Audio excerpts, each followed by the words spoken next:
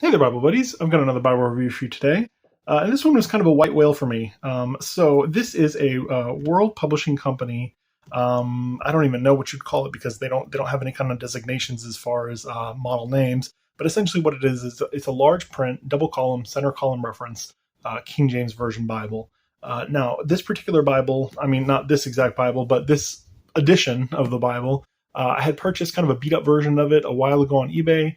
And I fell in love with it just because of the layout and the format of it. I'm personally a fan of larger size Bibles. I mean, 6x9, even larger than that is a-okay with me. I like having large text. I like it to be readable. I don't care if it's large and it's heavy or it's kind of awkward in size, because I'm a big guy, so it's okay with me. But this particular edition, I liked it so much that I wanted to get a better version of it, I guess, one that was in better condition. So it took me about a year of searching and many of this particular edition purchased to get one that's in this nice condition. Inevitably what would happen is I would see one on eBay. I would say, oh, that's the one, right? Because there's certain key features that you can look for. And I'm like, oh, that's the one. I would purchase it and then I would get it and it wouldn't quite be what the seller described it as, which always tends to happen to me if it's like a particular edition that I'm looking for. That's why usually I just kind of buy as the mood strikes me, I guess, because whenever I try and hunt for like a specific edition, I always get let down, usually by the seller's description. And in the majority of the cases, I mean, I've had like 3 or 4 or 5 of the specific editions. But usually what happens is they say, oh, brand new text, and they show all these great photos and everything looks good. And then I get it, and then there's like a giant crack in the leather, or there's like 10 pages of highlighting, or there's a whole bunch of notes written in sloppy handwriting and black pen, or something like that. So it never really worked out for me until I got this one. So this is a nice, clean version of that Bible that I was looking for. So I wanted to share it with you guys. So let's get started. I'll move this off to the side. It is a very large Bible. My table is bumped down like as far as it'll go, and it's like just barely fitting the frame. So you might have to bear with me, but large Bibles, A-okay. All right, so as far as the cover goes, we do have Holy Bible, red letter edition, imprinted on the front of the cover, and it is fairly deep. We do have a black genuine leather cover here, and it is really like just, so for World Bibles, they were really entry-level Bibles. So this is a genuine leather, and it's not even like a fancy genuine leather. It's just kind of like a glossy, very thin, not very durable kind of genuine leather, that sort of thing. But I'm okay with it. And this one isn't good enough shape, so again, I'm okay with it. We do have a little perimeter line. We actually have a double perimeter line there. One kind of, well, not really the edge of the book block, but just kind of an inner one and an outer one. I will let you guys take a look at that. And there is a little bit of a yap on this Bible, which you'll see when we look at the gilt. And on the spine there, we have Holy Bible references and then King James Version and World down here. And there are 1, 2, 3, 4, 5 kind of hub things. I mean, I guess you can see that, like, right here, it is kind of a little, it's like, I don't know what to call it. I always compare it to like a pimple, because it's like they push the leather down to squeeze it in like a pimple. And that's what produces kind of the raised hub effect. But it's not like super raised. I mean, you can feel it. It's definitely, tactile, but not like a piece of leather under there or anything to raise it up. It's just kind of pinched and pressed, right, to pull it up. You do have that line that continues on both the top and the bottom, the perimeter line, and then it goes around to the back. You can see that leather grain. And this is kind of standard for World Bible. Most of their kind of their leather covers are this same, just kind of blasé kind of leather deal, On the bottom here, I don't know if you're going to be able to see it, but it does have a little weird kind of flag stamp that says genuine leather. So that is one way to tell. World Bibles did make a few kind of cover options that were similar to this, but they weren't leather, and this stamp will be absent. They'll usually either have it here on the back, or sometimes it'll be like on the inside of the yap down here in the center, but usually it's stamped. They were good about that. I'll say that, about stamping it. Let's go ahead and take a look at the other exterior features. We do have a red and yellow head and tail band. There's a black ribbon. We'll take a look at that more in a second. There's a very nice page edge gilt there. And there's just a gilt. There's no coloring on it. And I say very nice. It's not really very nice. It's decent. It's not super shiny. It's not super well done. It's a decent page gilt. It's there. It's there to protect the page edges. It does what it does, right? As far as the ribbon goes, it is a single black ribbon, and it is single-sided satin. The back side is very rough. So, but not a very... actually, it is a pretty nice ribbon for the time, I should say. Perfect width, not so much the length. I wish it was maybe like a couple inches longer, only because like when you pull this to the corner, it's just barely hanging on there. So a little longer would have been nice, but I may have trimmed this maybe I had started to fray. I don't know. Either way. All right, let's get into it. On the inside, I'll show you the corner work there. We do have a paste down liner, and it is a paper paste down. And it does have some reinforcing tape, it looks like. I don't know how well you'll be able to see it there, but it's like a pretty wide band of reinforcing tape. And this black paper does have that like Saffiano look, kind of that simulated leather grain that I've talked about in the past, where it's like a crisscross pattern, but it's very fine. So pretty neat that they did that. At least it looks nice, you know. We'll go ahead and get into the text block. We have our end sheet there. We have a thicker sheet of paper, 2 of them. We have our presentation page. Very nice. I love the ornate details here. It's spectacular. I'm always a fan of the Gothic fonts when they use that, especially on the presentation page, like where it calls for it. It looks nice. And on the reverse side of that presentation page, we have a nice illustration. Now, there are a few illustrations throughout this edition, if I remember correctly. This is one of them, a nice color illustration there with a little Bible verse reference to Genesis 15:1. And then we have our title page. Go ahead and get you guys in so you can see that. Now, again, the World Publishing Company wasn't really one that was big on like naming models or even dating their Bibles. So a lot of these are pretty unknown to me as far as when they were produced. There are some kind of ambiguous stamps in the back that we'll take a look at.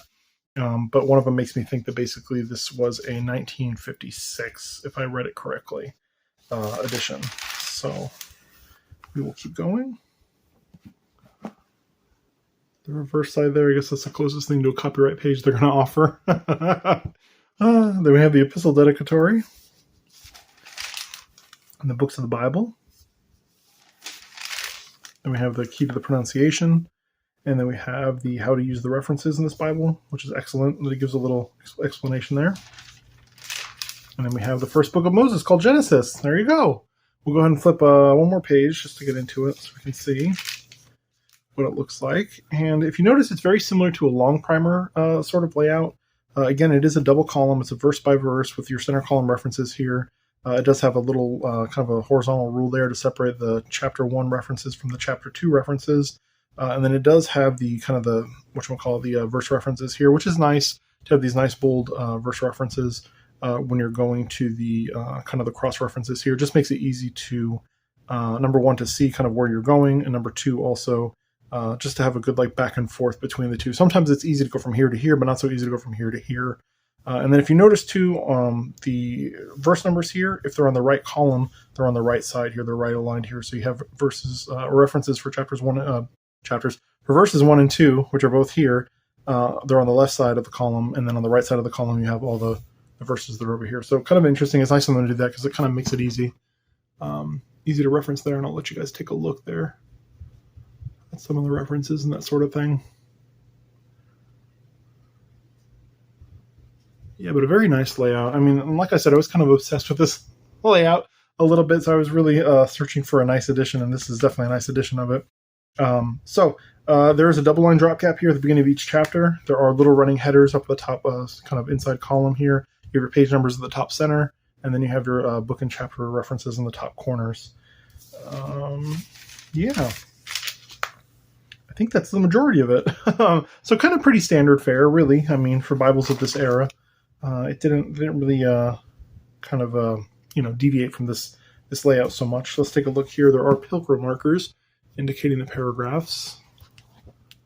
And we'll go ahead and flip over to the poetic section. Obviously, there's not going to be a poetic section because it is a verse by verse. But we'll take a look at it nonetheless. So we have Psalms. And they do have the little stars here. I'm going to have to look up what the stars mean, and I will annotate it right here. Usually, though, the stars reference like a prophecy of Jesus, if I remember correctly, in most editions. I'm not saying this is the same as most editions, but I'll annotate it either way so you guys know. But we're going to take a look at the paper. Now, this is not India paper, as far as I can tell, but it is still a very nice quality paper.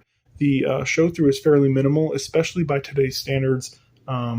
It's kind of equivalent to maybe a mid-30 GSM paper that you would see from nowadays. So there is a little bit of show-through. You can see kind of here and here, but it's not terrible by any means. And certainly the better light that you're reading in, the less that is going to be visible. So let's flip through and get to the New Testament. I just love this layout. something about a double column verse by verse is just so timeless. And then, especially when you pair it with these large fonts, it just makes it so nice and easily read. This is a nice large, large text edition. I had said earlier that there are illustrations throughout, but I don't think that is the case. If I remember correctly, I think that I do have like I said, I do have a couple editions of this, and I think that some of them did have illustrations throughout. This one apparently is lacking them. So if I come across one that has illustrations throughout, maybe I'll have to do a separate review video of it. Dun, dun, dun. And we get another review out of me, right? But yeah, so this one apparently doesn't have any inside the text. It's just got that one illustration at the front. Then we have here the end of Malachi, the end of the prophets.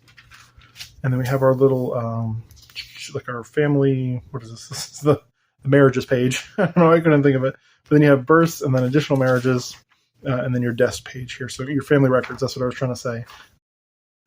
These tend to get missed when they're filled out. And I think that that's been one of the issues with one of the previous editions that I had, is that everything looked good, but when I got to this middle section here, this was filled out. Not that that's a deal breaker for me, but if you're looking for something in a really nice condition, I would definitely have the seller check this section. Only because most people will check in front, the presentation pages in the front.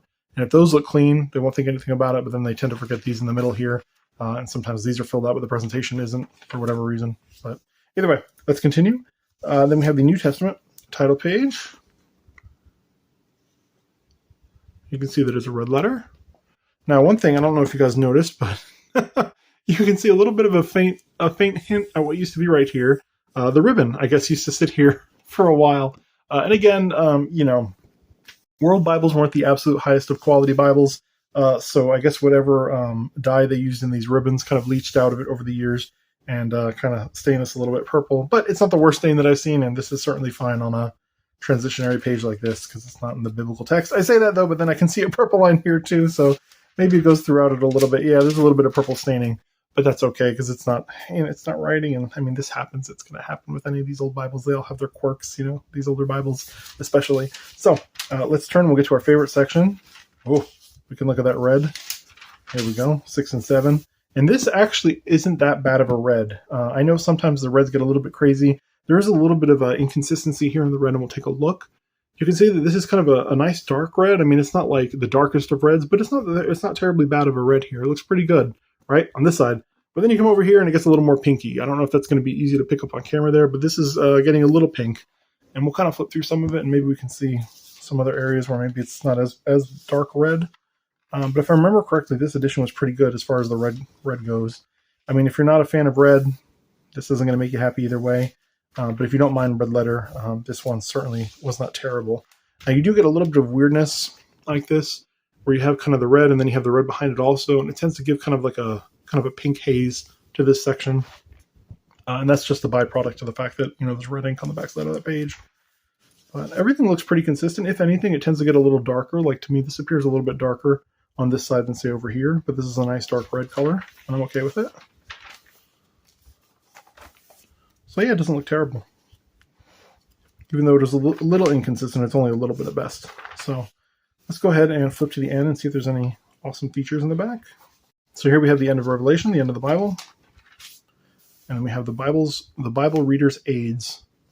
You can see here, it's kind of a little chunk of a section there. Take a look at the little note if you guys are interested. And some Bible Reader's Aids from the 1950s. All right. We have the table of contents, and I'll show that to you, so you guys can get a better feel for what's in it other than me flipping through page by page.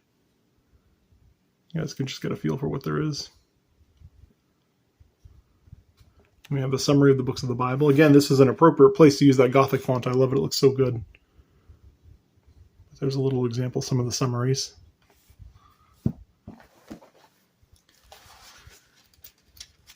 And this appears to, like I said, just be some summaries, and let's see what they have after that. It looks like a concordance right after that. I didn't really look at the table of contents. I should have while I was filming, but but it looks like just some general helps, parables, that sort of thing, and then you have your concordance. So kind of standard fare for these Bibles. I had some extra additional things in the back for the time. And there's some entries for the concordance for you guys to see. And we'll go to the end of that. And here you have the end of the concordance. Then you have one blank sheet of Bible paper for your I guess your meager notes that you might take. And then you have your Bible maps. Now, I can get you close on these Bible maps. They are kind of standard for the time, those sort of pastel colors, which isn't my favorite, but they are reminiscent of the era, and I'm okay with that. Not too bad. A little bit light on the information on some of these. I'll show you this one. Sometimes they really go all out and start labeling all the stuff off to the sides. I guess extra information is good. I don't know. And then sometimes like this, there's always like one or two maps that are just so hard to read. Yeah, some of these older ones just get real difficult to read. And it is what it is. If these maps are printed on a thicker paper, it's not quite a cardstock, but it is certainly a nice thicker paper. It just makes it better for, colors and preserving show through and all that stuff. This one's pretty hard to read also. But yeah, a few maps there. Whew. Yeah, let me show you this one right quick. Good luck. Good luck. Seeing Paul's journeys. So there you have it. And then the end, that one blank page after that, and then your end sheet flyleaf deal. Oh no, yeah, another combination there. And there's your little code. This is the best that you'll get from World. I have some World Bibles that don't have anything. This one says 956C B270.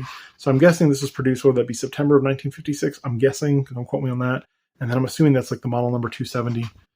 That's probably the best that I can assume, without having a box or something like that. But yeah, then you're just your back of the Bible. Right? What else is there in the back of a Bible but the back of a Bible? So let's get you guys some measurements and go from there. So this one comes in overall, and this is a hefty fellow. It is at 10 and just over 10 and 1/8 inches tall. It's a big one. And it is 6 7/8 inches wide. And it is 1.5 inches thick. So definitely a larger Bible. Not super thick, thankfully. I guess it could have been thicker, right? Like 2 inches or something, but definitely it's got a large footprint. It's a very large Bible. Let's go ahead and look at the fonts here in Hosea. And we'll start with uppercase. Something easy. Something easy. Anything here will do the B and butt.